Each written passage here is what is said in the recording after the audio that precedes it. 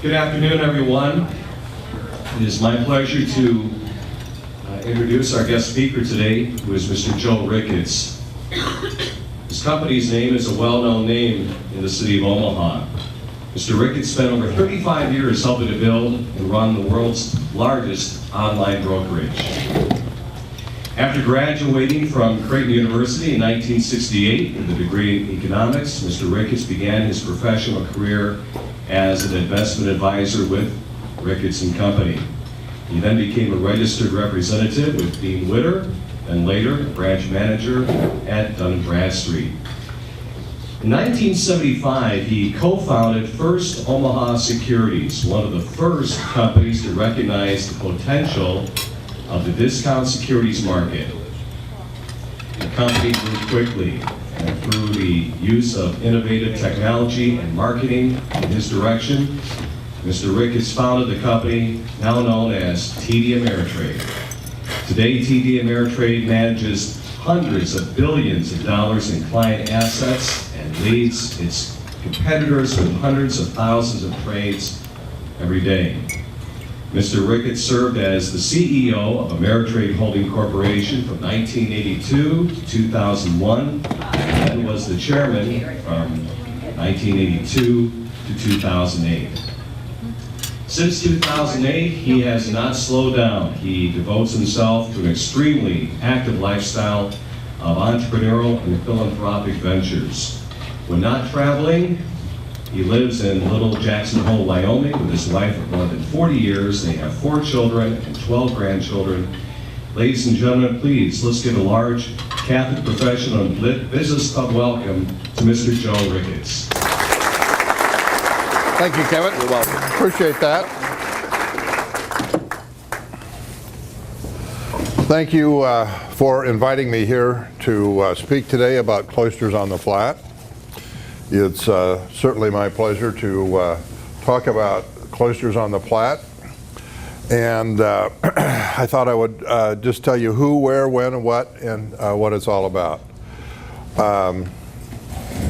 I was born and raised in Nebraska City, and my parents always sent me to a Catholic school.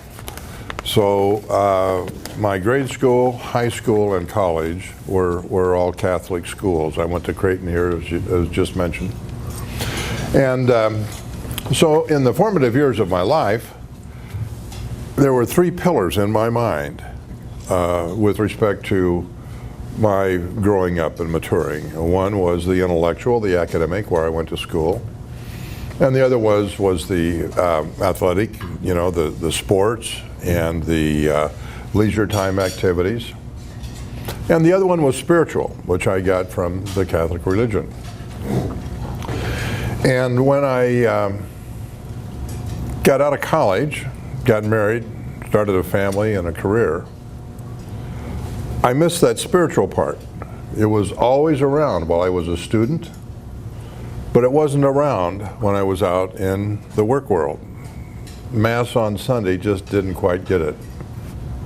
So I felt sort of alienated. I felt sort of far away from the spiritual aspect of my life. And so one time in the middle of the 1980s, I was having dinner with a priest friend of mine, and I was lamenting my position that I just described, and he says, "Why don't you go on a retreat?" And I said, "Oh, good God, no, I would never go on another retreat." I went on a retreat in high school, and it was a very disappointing, unhappy thing, and I said I would never go on another retreat. So he kind of pushed me on the Ignatian retreat that is practiced at De Montreville, near St. Paul, Minnesota.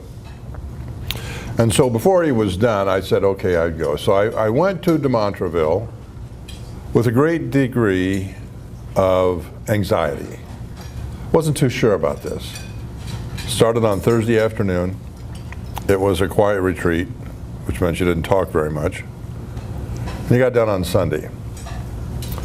And what I found was it was exactly what I was looking for to fill out that spiritual aspect of my life. I enjoyed it thoroughly. It's all very private, it's all very quiet. personal. And so I went back once a year.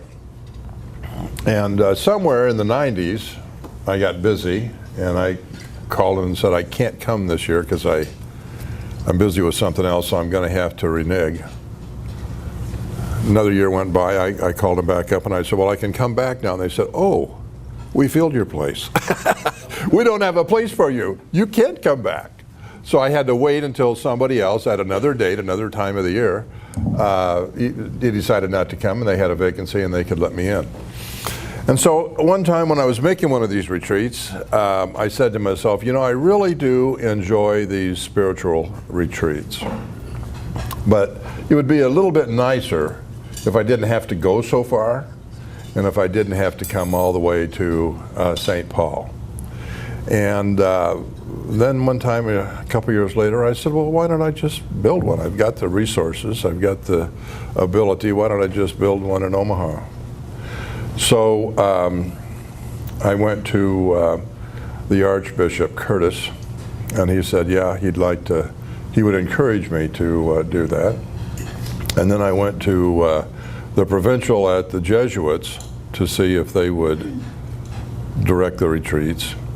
And they said, oh, we don't have enough priests. We can't do that. We can give you maybe 3. And I said, oh, I can't build a whole retreat center just for 3 weekends a year. That's not going to work. So I went back to the Archbishop and cried out on his shoulder, and he says, we'll train diocesan priests to give the Ignatian retreats, because I wanted the Ignatian retreat. There's many, many different kinds of retreats, as I'm sure you're aware of, but the Ignatian retreat is the one that I find my favorite kind of prayer. So with the encouragement of Archbishop Curtis, I started looking for land again. And I went back to the Jesuits and said that the Archbishop would help me by having the diocesan priests learn the spiritual direction of an Ignatian retreat. And it's, oh, no, we'll do it. Competition helps everywhere in every aspect of life. So it took a long time to find the land. About 4 or 5 years. There were a couple of places. It had to be special. It had to be out away from the busyness of a city. So it had to be in the country, and it had to be, at least 60 acres. And we didn't want anything around it that would cause, a misdirection of intentions or distraction from prayers. And I found a couple of places that I tried to buy. And when one guy found out I wanted to make it a Catholic spiritual retreat, he didn't want to sell to me. I said, well, what the hell's going on here, guy? We're supposed to be a Christian country. You're not supposed to be, biased against any one religion or not. Well, he really he didn't respond to me, but he didn't sell. So I didn't get it done. So one of my friends, one of the important executives of Ameritrade that helped me build Ameritrade was Kurt Halverson. And Kurt had retired independently wealthy and was a consultant to just kind of keep busy. And he knew I was looking for this retreat. And he approached a landowner about us buying that land. And the guy said, no, I've never thought about selling my land. I really don't want to sell it. And so I said to him, in your dreams, if you would sell it, what do you think you might sell it for? He spit out a price right away. I said, I'll take it. So I surprised him, and we got the land, but it's a lot more than I need. It's 930 acres, and it's on the Platte River, but he wouldn't sell it piecemeal. So we took part of that land after exploring it and looking it around to understand the lay of the land, and put it aside to build this retreat facility. And I wanted the retreat facility not only to be something that would be remote or something that would be in nature. I find a better excuse me please, I find it easier to commune with God. I find it easier to pray. I find it more relaxing to be in nature. I love the forest. And we wanted this to be a first-class facility. You know, a lot of places that are built relying on donations are really cognizant of the money spent, and the budget is really worked at to keep the costs low. And I didn't want that facility, I didn't want that to happen here. I wanted this to be a five-star facility, a nice hotel, so that anybody and everybody coming would feel comfortable and would not let the facilities be something that might interfere with their prayers of the retreat. Now, I think that you may know the Ignatian retreat was designed by St. Ignatius of Loyola. And he designed his spiritual retreat, his spiritual exercises, to bring people closer to God. And of course, that's what I experienced when I went on the first retreat at de Montreville. Now, he designed his experiences, I think, there for about 8 weeks. So you go on a retreat, and you have one person who is your spiritual counselor or spiritual director. And you stay quiet for 8 weeks and go through the exercises that St. Ignatius had designed.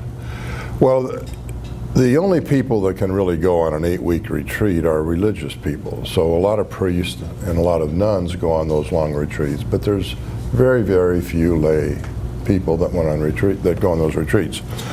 So the Society of Jesus came up with these weekend retreats. They're shorter retreats. So they took the whole 8 weeks and they shortened it down really to 3 to 4 days into the retreat that we use today. And historically, before the Depression of the 1930s, they were all over. They were all over the country. And then with the Depression of the 1930s, a lot of them closed. So there was very few of them that remained open after the Depression, 20-some. And today, excuse me, there are 27 Jesuit Ignatian retreat centers in the United States, and Cloisters on the Platte is going to be the 28th. And there hasn't been any new ones built in many, many years. I think de Montreville, which was built in the 1940s, is the last one. So they're expensive. There are not any priests. There's not as many priests as there used to be.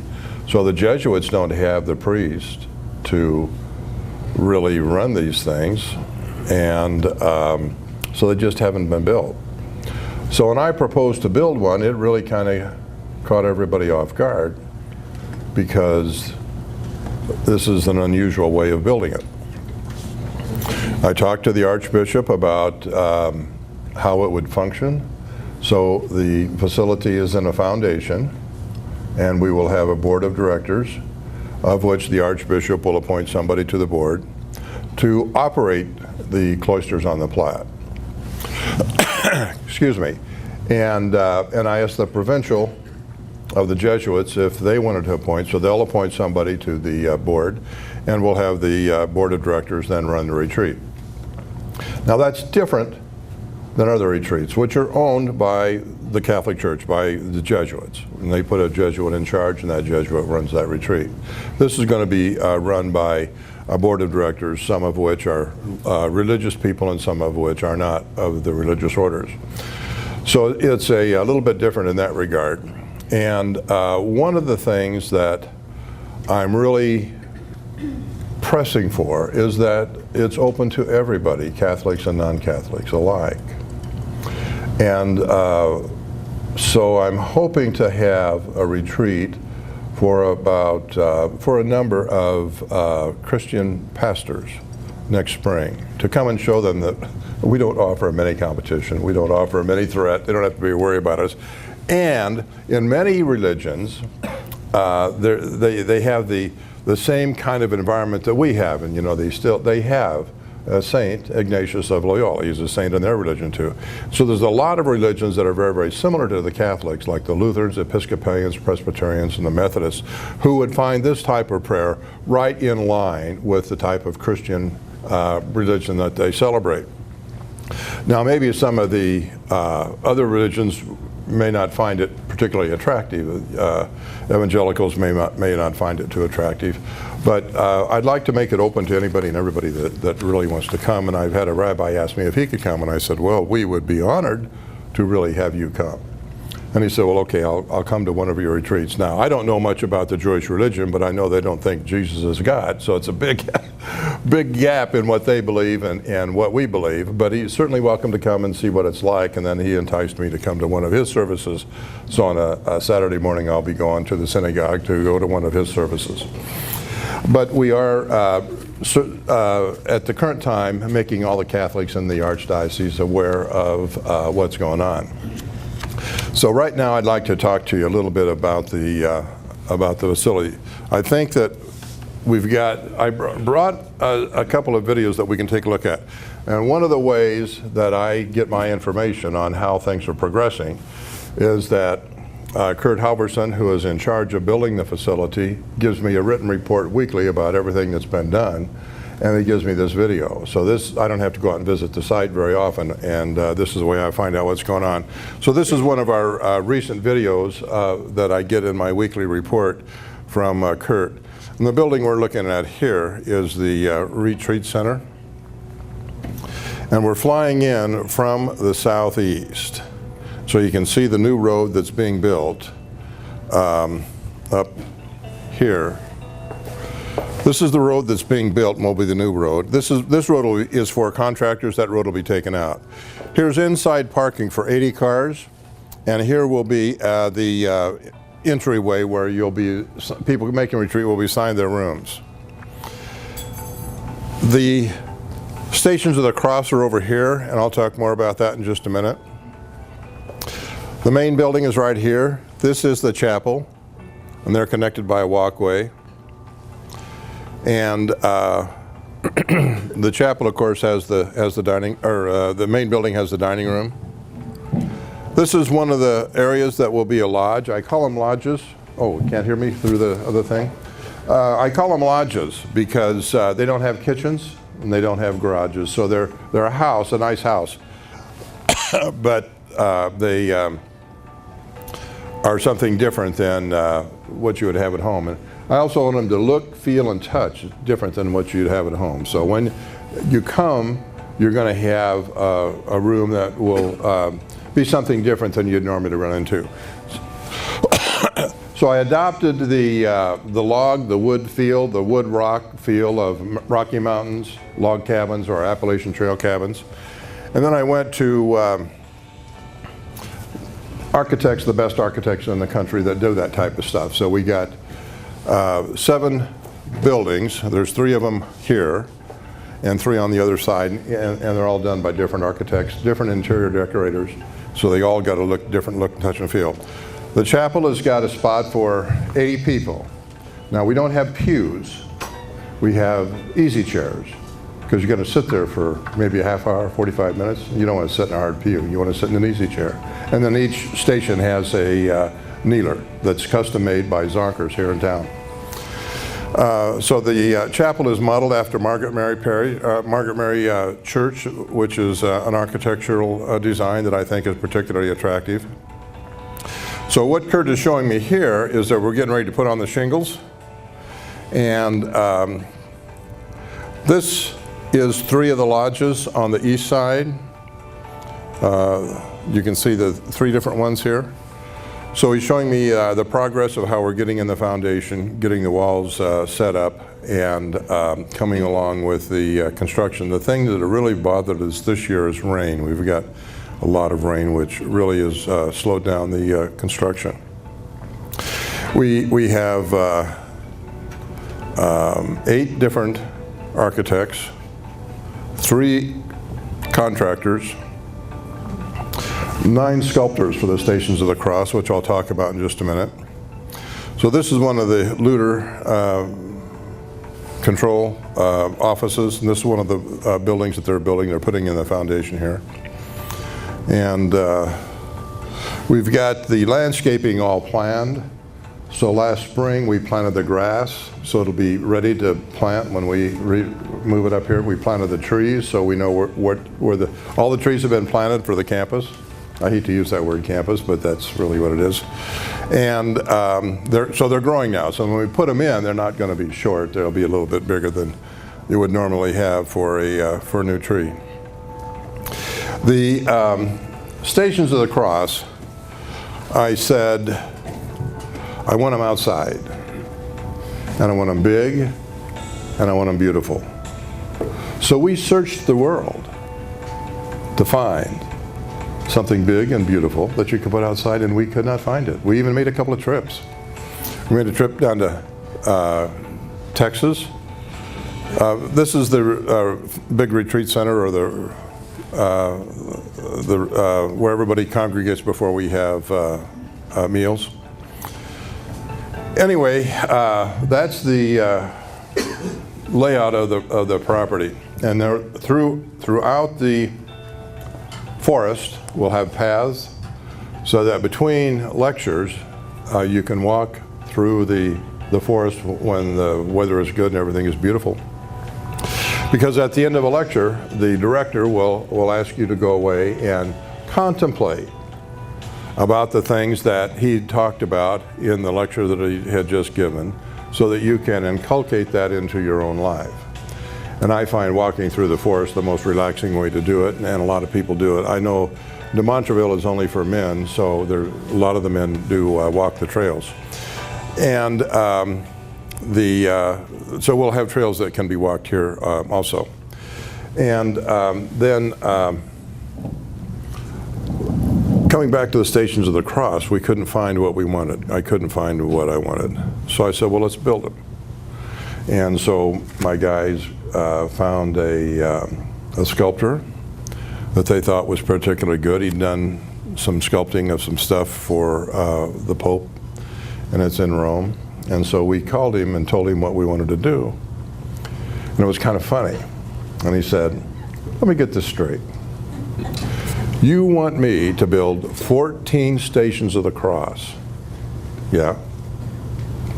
Multiple figures at each station. I said, yeah. 7 feet tall. Yeah. He said, that would take me more than my lifetime to do that. We say, my goodness, have you got some friends?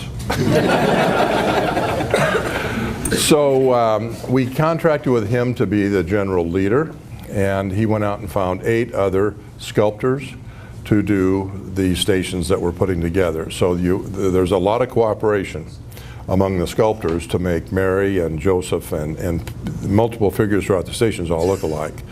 So they were all given their particular jobs, which stations that they have to build.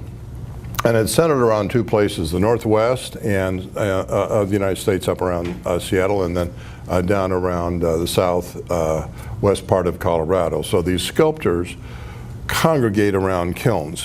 And so there's a couple of two big communities of sculptors in that part of the United States, and so they're in the process of making them now. One of the other things that I find interesting about making these bronze sculptures is that our sculptures are being made in a different way than any of these sculptors have done before. Normally, as you well know, it's a bronze casting process where they make it in clay, and then they put the bronze casting over the clay, and then they take the bronze cast off and they pour it with molten bronze to build it up. And that's not the way they're doing it this time, because technology has evolved to the place where they can take an infrared beam and go all over the clay structure, and it all goes into a computer. So a computer has got the database of every piece of work on that sculpture. And then the sculpting is actually done by hand. They take what's in the computer database, and they make a bronze sculpture. So this is the first time it's ever been done that way. So they can make it 3 feet high, they can make it 6 feet high, they can make it 8 feet high, they can make it any size you want, all out of the database, out of the computer programming, which was, I thought, really quite interesting. So my agreement with the sculptures is that I pay them to make them up front, and then after that they can resell them as many times as they want. So being able to make them at different heights is going to be a big deal for them. Now, there's multiple figures in each station, as I said, so you can walk into the courtroom where Pontius Pilate sentenced Jesus. Women of the Jerusalem, when you come to that station, you can walk through the women, you walk through that particular station. So they're made really to provoke you into profound prayer as you make these Stations of the Cross.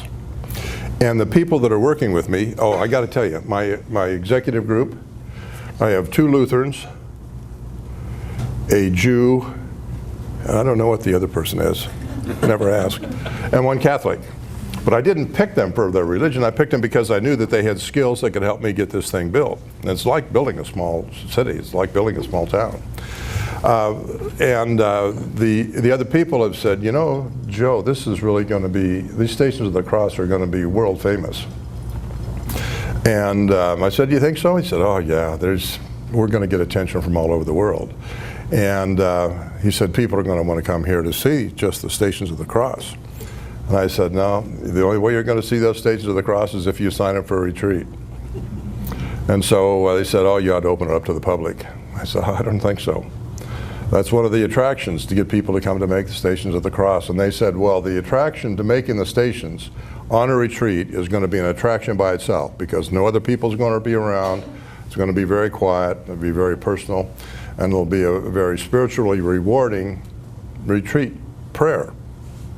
But from Monday through Thursday, you ought to open up to the public and charge $10 a head. That'll bring in about $60,000 or $70,000 a week. Oh, a month. I said, okay, a year. I said, okay, we need the money. We'll open it up.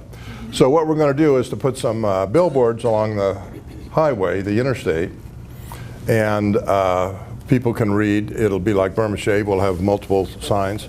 And it'll tell them that these are the most magnificent Stations of the Cross in the world, and how you get off at the highway to come down to visit our location and see them. Come and just see what they are. You can make the retreat if you want, but you can come and see what they are. And for a $10 donation. And we expect that to, what did I say, $60,000 or $70,000 a year. Now I'm building a facility, and but I want it to be there for 200 years. So we've got to set up a way to really kind of make it pay for itself. So we ask for goodwill donations, and then we'll be charging people to come and see the retreat when we're not having a religious weekend retreat from Monday through Thursday noon. And we're also going to build have our own garden, so we'll have fresh vegetables. And what we don't serve for the meals at the retreat, we'll sell in the open markets in Omaha and Lincoln. And we've got our own nursery, so we plant our own trees. We know where they're going to go. We know what kind of trees we want. So we go to the tree nurseries here in Omaha at the end of the season, when their selling is over, and tell them, we'd like to buy your leftover inventory. You're just going to have to keep it all winter, and we'd like to buy it. And they sell it to us at a reduced price, and then we have a piece of land that we plant that on to be our nursery for the trees that we're going to need as we continue to build and as we continue to make the facility much more attractive. I haven't told you where it's located. It's located along Interstate 80 on the Platte River. So we're on the east side of the Platte River, and we're on the south side of the interstate. It's where the old Nebraska used to be, for you folks that may have known that.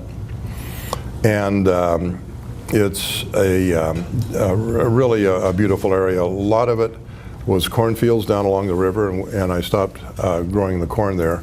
And that's what we're going to use for our vegetable garden. That's where we've got our nursery.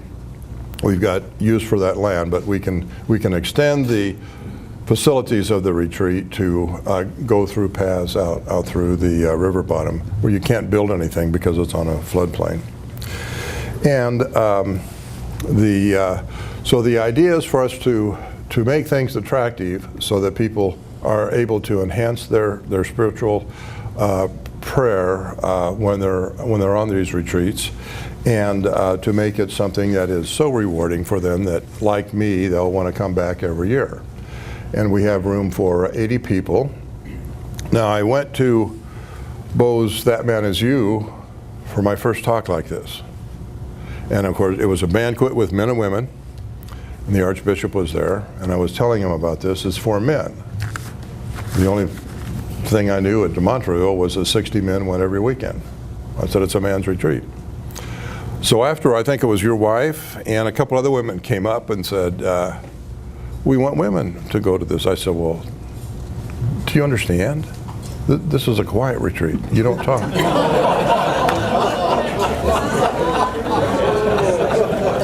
I almost got crucified. I had to ask the Archbishop for help to keep them from beating me up.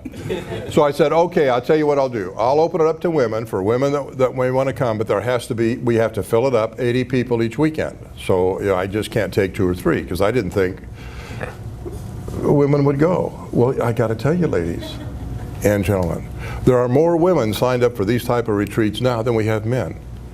I think that we've got 10% more women come in and sign up. Now you can come into our website, www.cloistersontheplatte.com, and you can get a lot more information than I have time to tell you about here. I think it's about the time I'm supposed to quit. Get any questions answered, but the most important thing is that you can register your interest. And that's important because it's from those people that register their interest that we're going to go to make the first retreats.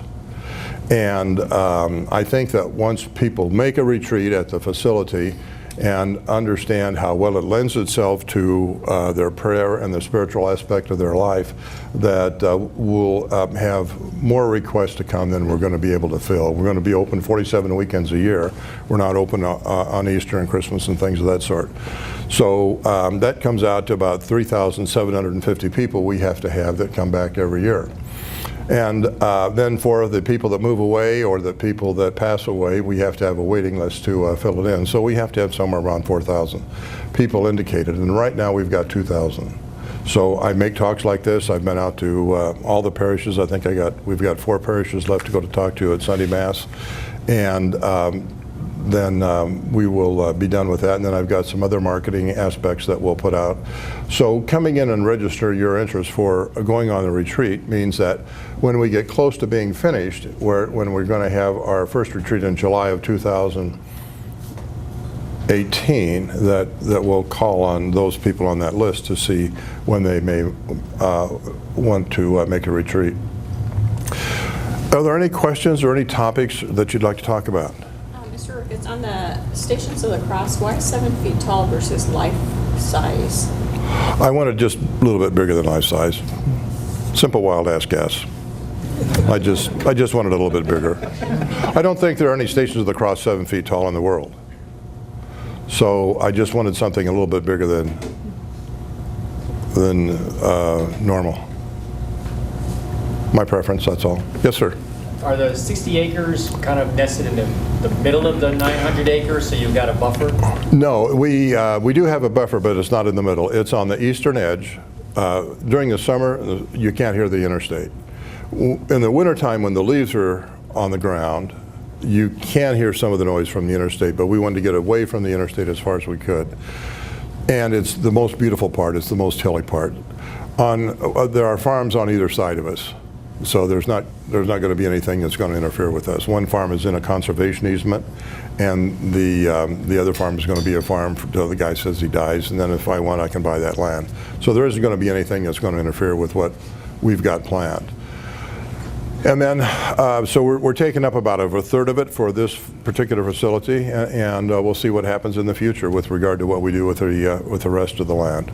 One of the guys that helps me suggested that we put a great big cross above the trees, a huge cross above the trees. So imagine driving from Lincoln to Omaha, and now you come over that hill. You're on Interstate 80. You're coming over the hill to get down, go down through the Platte Valley, with the park on one side and the zoo on the other side, and you'll see a big cross that'll be lit in the evening, and it'll be white, so you'll be able to see it in the day. So everybody will know that that cross is there. They won't be able to miss it. And if you're driving from the east to the west, you'll be able to see it on your left. So it's going to provoke the question, what is that? So everybody is going to know that that is an Ignatian religious retreat. So people all over the country are, especially truck drivers and people that are traveling the interstate all the time, will know what's there. And we'll have a lot of knowledge of what's going on. Yes, ma'am?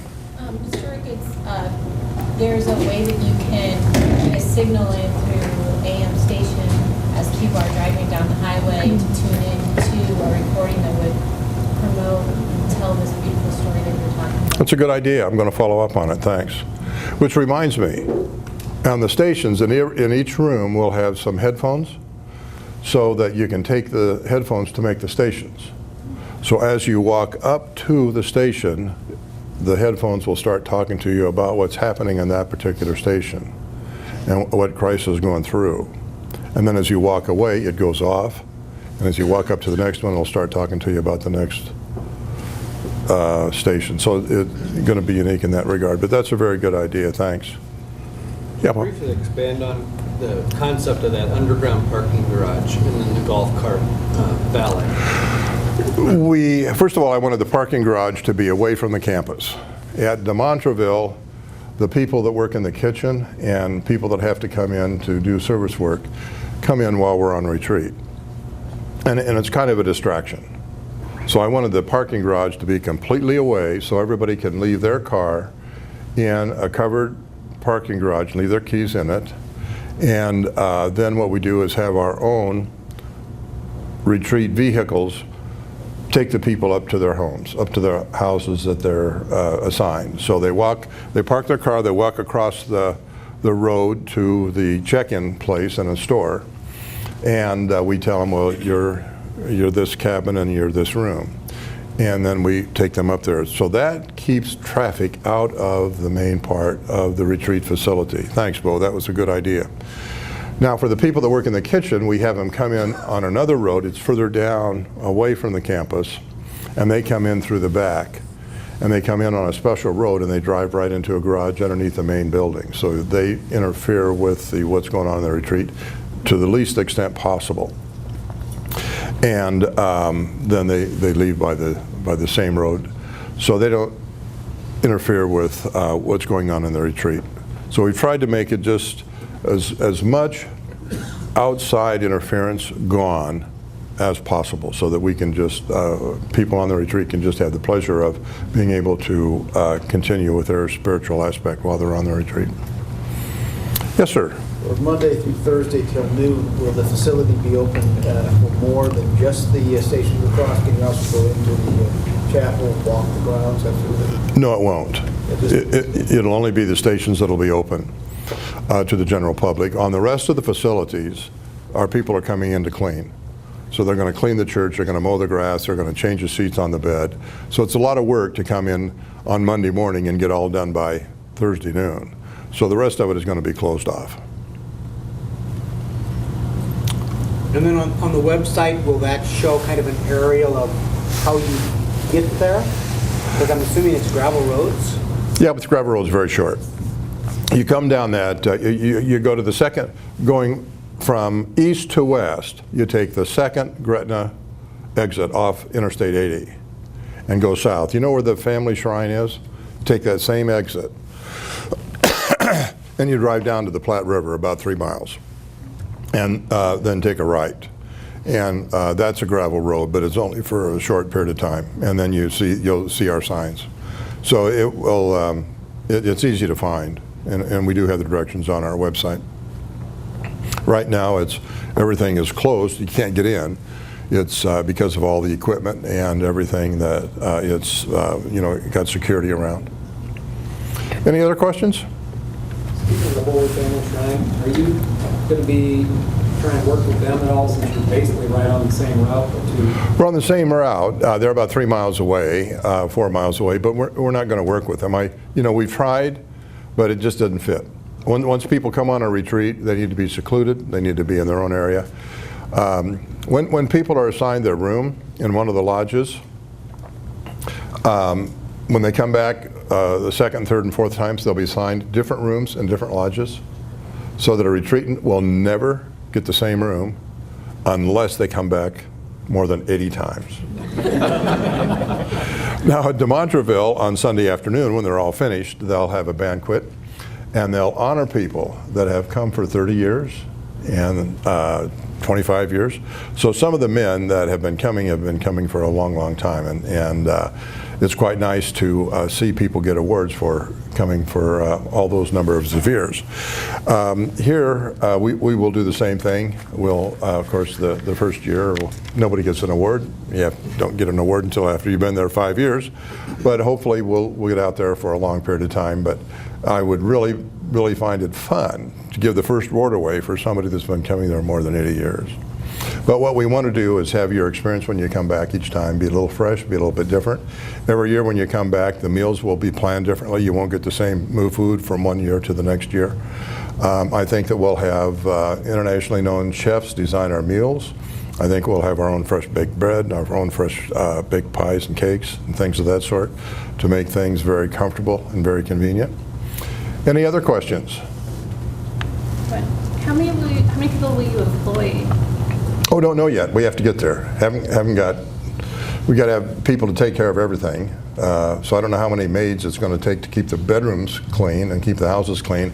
I don't know how many yard men it's going to take to keep the lawn mowed and things of that sort. But it's going to take a group. But we haven't experienced it yet, so we don't know. We'll hire as we need. Yes, sir. Mr. Ricketts, would you consider one weekend out of the year for couples retreat? No. There's plenty of other places that'll do that. We'll just have same gender, either women or men. So it's going to be the same type of retreat all the time. The retreats that have succeeded and have done well are the retreats that operate that way. For the retreats that have gone off to do other things, they don't seem to do as well. At least that's what I'm told. Incidentally, we're going to have all Jesuits lead our retreats, and that's because Creighton is close by, and because I've asked them if they would. But of course, it doesn't need to be a priest, and it doesn't need to be a man. We are going to have women at these retreats. On the women's retreats, as spiritual directors also. So there's women at Creighton that are spiritual directors that will be able to help out with the retreats. And someday, for the women, I think that we'll be able to have a woman lead the retreat. One of the most attractive, one of the most sought after retreat directors at the Jesuit Retreat Center in New Orleans is a lay minister. So, there can be retreats all over, and we don't need to have vocations to the Jesuit order and really to have a good retreat center. Since we've started this, we've gotten a lot of publicity, and we've had 5 different groups come to us from various parts of the country: New York, New Mexico, California, Illinois, and I forget the other one, asking if we would help with their retreats. And I say, you'll be happy to, but if the first thing you're going to ask for is money, I'm going to tell you no. You're going to have to go out and raise your own money. But we can show you how to build a retreat and tell you everything you need to know so that you don't have the unknowns that we are experiencing as we build this retreat. We can make it as expensive as you want or as inexpensive as you want. We can make it as big or as small. We can do anything and tell you what the cost is going to be, but you have to bring the money to it. So I'm thinking that there might be other retreats that get started because of what we've done here. I think that so far in our marketing and our advertising, we're getting about 150 to 200 people a week indicating that they want to go on these type of retreats. So by the time we get open, a little bit less than 2 years from now, we'll have the 3,750 people indicating that they want to go on this retreat, and then we'll be able to make our waiting list. But if other people in other parts of the country want to, we'll show them how to do it. So maybe it's a new model because the Jesuits are not building it with their money and their people. It's a new model that might be replicated in other parts of the country, and that's one of my dreams. so that we can have these type of facilities in other parts of the country. Again, not everybody likes it, but for those people that do, it's nice to have it around. I think I've probably exceeded my time limit. So thanks a lot for inviting me, folks.